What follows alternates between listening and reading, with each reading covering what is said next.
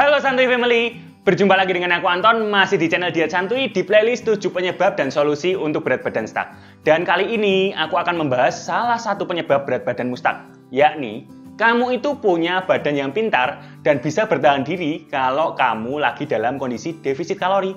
Lebih jelasnya, aku mau kamu dengar cerita berikut ini. Jadi, tubuh manusia itu kompleks.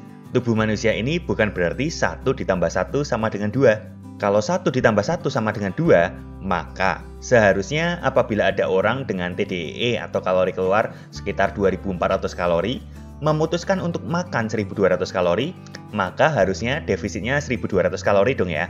Kan masuk 1200, keluar 2400, berarti kan minus 1200, defisit 1200 dong. Defisit 1200 sehari, sebulan 36.000 kalori berarti total defisitnya.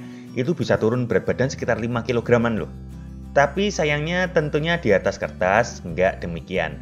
Nah, Tuhan itu membuat tubuh manusia ini dengan sistem yang sangat unik, dengan tujuan yang tentunya sangat baik, yakni supaya kita sebagai manusia bisa survive, bisa bertahan hidup. Jadi sistem di tubuh kita ini membuat kita tidak suka dengan yang namanya kondisi defisit kalori. Iya dong ya, namanya kalau kita defisit kalori terus dan dibiarin terus sama tubuh, nanti lama-lama bisa-bisa tubuh kan habis tuh, defisit terus. Tapi kenyataannya tidak, ketika kita melakukan defisit kalori, tubuh akan melakukan banyak penyesuaian. Contohnya ini, si Greg. Greg ini kalori masuknya tentu datang dari makanan, dan kalori keluarnya datang dari BMR atau basal metabolic rate. NEAT atau non-exercise activity thermogenesis alias aktivitas yang dia lakukan di luar olahraga. Ada juga dari EAT atau exercise activity thermogenesis, simpelnya kalori yang terbakar dari olahraga, dan juga TEF atau thermic effect of food, yakni kalori yang digunakan untuk mencerna makanan. Asumsi deh, sebelum diet biasanya Greg makan 2400 kalori per hari dan berat badannya stabil. Kalori dari makanannya 2400, lalu kalori keluarnya juga 2400. Makanya kalori masuk sama dengan kalori keluar, jadinya stabil deh berat badannya. Dan suatu hari Greg memutuskan untuk diet. Greg makan 1200 kalori doang, motong banyak banget, defisitnya langsung 50% dari TDEE. Padahal biasanya kan aku anjurin mulai dari kisaran 15% dulu tuh defisitnya.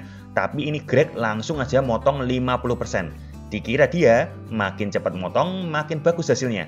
Karena harusnya makin cepat dong turunnya ya. Andaikan hitungan kalori ini sama seperti 1 ditambah 1 sama dengan 2, maka di kasus Greg, 1200 dikurangin 2400 sama dengan minus 1200. Alias Greg akan defisit 1200 kalori. Betulkah? Sayangnya sekali lagi belum tentu demikian. Kenapa? Karena tubuh Greg tidak suka dengan kondisi defisit yang terlalu banyak. Coba deh kita lihat gambar lagi ya. Kalori masuknya 1200 dari makanan, lalu kalori keluarnya 2400 dari BMR, NEAT, EAT, dan juga TEF. Kita bagi satu-satu ya. BMR-nya membakar sekitar 1500 kalori, NEAT-nya sekitar 400 kalori, EAT-nya sekitar 300 kalori, dan thermic effect of food-nya membakar sekitar 200 kalori. Ketika kalori masuk si Greg ini turun banyak, maka tentunya di awal-awal berat badan Greg akan berkurang dong ya. Namanya defisit kalori banyak, biasanya ada initial weight loss nih, atau berat badan yang turun di awal-awal dan itu biasanya lumayan cepat. Dan sayangnya, cara cut kalori yang terlalu banyak ini biasanya weight loss-nya tidak berkualitas, ototnya bisa ikut turun. Apa yang terjadi ketika berat badan turun cepat dan otot juga ikut turun? Yes, BMR-nya akan drop juga. Asumsi deh, dropnya sekitar 100 kalori. Jadi BMR-nya 1400 doang pembakaran kalorinya sehari. Lanjut lagi ke NEAT atau non-exercise activity thermogenesisnya. Biasanya Greg sehari cukup banyak aktivitas. Di kampus banyak jalan-jalannya sama teman, banyak berdirinya, dan banyak fidgetingnya alias gerakan-gerakan spontan yang dilakukan tanpa disadari. Ketika kalori masuknya dikurangi terlalu banyak, maka tubuh juga menyesuaikan. Dia nggak mau NEAT-nya keluar banyak-banyak. Aktivitas fisiknya pun tanpa disadari juga anjlok. Greg mayoritas di kampus itu cuma duduk, loyo, lebih jarang jalan, jarang berdiri juga, dan gerakan-gerakan spontan fidgetingnya dari tubuhnya pun juga berkurang tanpa disadari. Alhasil, NEAT-nya yang biasa sehari 400 kalori jadi berkurang cuma 200 kalori per hari. Lanjut lagi ke exercise activity thermogenesisnya, aktivitas yang Greg bakar melalui olahraga. Greg biasanya main basket sama anak-anak kampus seminggu 3 kali. Tapi ketika defisit terlalu banyak, Greg cuma basket seminggu 2 kali aja karena kadang lemes dan males olahraga. Terus, Greg ini waktu basket pun performanya menurun. Misal deh, waktu makan normal 2400 kalori per hari. Waktu dia main basket, mungkin kalau di total-total dalam satu game dia bisa lari 3 km. dan melakukan lompat hingga 20 kali lompat sekali main. Pas performanya turun, defisit terlalu banyak, tanpa disadari, larinya saat basket cuma 2 km aja dan lompatnya saat basket juga cuma paling 10 kali doang. Banyak mana energi yang dibutuhkan untuk lari 3 km dan 2 km? Banyak mana kalori yang dibutuhkan untuk lompat 20 kali dibanding 10 kali? Yes, tentunya banyak yang pertama. Maka dari exercise activity thermogenesis pun nggak sengaja kalori Greg turun.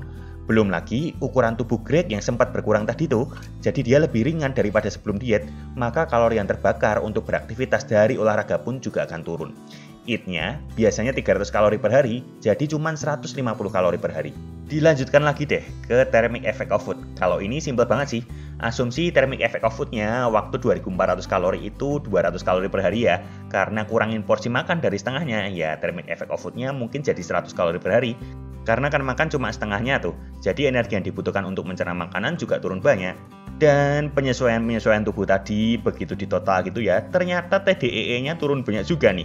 Di total TDEE-nya drop 550 kalori. Dari perkiraan 2400 kalori TDEE-nya ternyata menjadi cuma 1850 kalori doang. Mungkin kemudian ada pertanyaan, loh Min, makannya di 1200 kok? Ya nggak apa-apa dong TDE-nya drop segitu. Kan tetap defisit tuh, 1850, keluarnya masuknya cuma 1200. Defisitnya masih banyak tuh 650. Eits, belum tentu juga. Sistem mekanisme tubuh kita ini nggak berhenti di situ doang. Tubuh juga suka naikin kalori masukmu secara nggak kamu sadari, via beberapa mekanisme. Di contoh Greg tadi, waktu Greg defisit terlalu banyak, bisa saja. Yang pertama, hormon leptin Greg akan turun. Ini hormon yang bikin kenyang. Dan hormon ghrelin atau yang bikin lapar justru akan naik. Jadi Greg secara tidak sadar akan lebih sering lapar. Tahu sendiri kalau lapar gimana? Ya cari makanan. Penyebab yang kedua, hormon stres Greg juga akan naik ketika dia defisit terlalu banyak. Dan hormon stres ini membuat Greg sering mencari makanan berupa comfort foods atau makanan yang membuat dia senang. Dan Greg kalau stres juga pengambilan keputusan terkait memilih makanan akan memburuk. Jadi nggak bisa nahan-nahan kalau pengen makanan sesuatu. Jadinya gimana? Tiba-tiba secara nggak sadar lebih sering makan makanan tidak berfaedah di luar plan dia. Jadi secara nggak terasa, meskipun Greg punya plan untuk makan 1200 kalori, ternyata dia jadi sering nyemil, dia jadi sering lapar dan makan mendadak kayak gitu ya. Dan Greg total makan kalau di rata-rata sehari itu 1700 kalori, tidak sesuai rencana dia.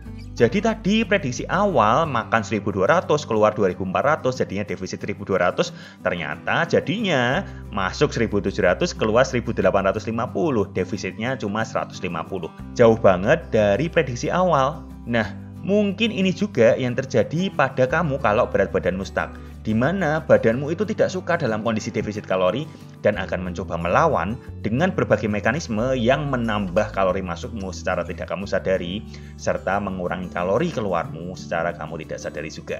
Lalu solusinya bagaimana ya? Solusinya sebenarnya sudah pernah aku ceritakan di sini nih.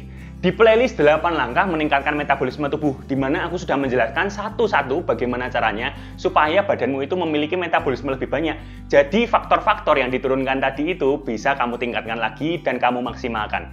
Simpelnya, supaya BMR tetap tinggi dan nggak turun terlalu banyak, pastikan dietmu itu berkualitas, nutrisinya cukup, jangan defisit kebanyakan, dan kamu harus membentuk massa otot. Simpelnya seperti itu.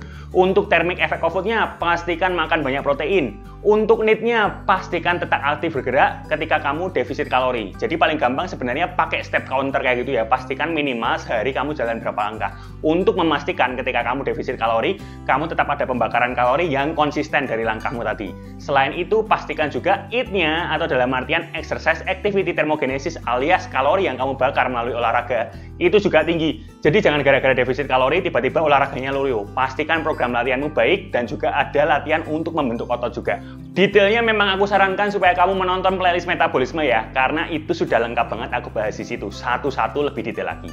Oke, jadi sampai di sini dulu video kali ini. Kita akan bertemu lagi di video selanjutnya. Masih aku bahas juga penyebab berat badanmu itu bisa stuck.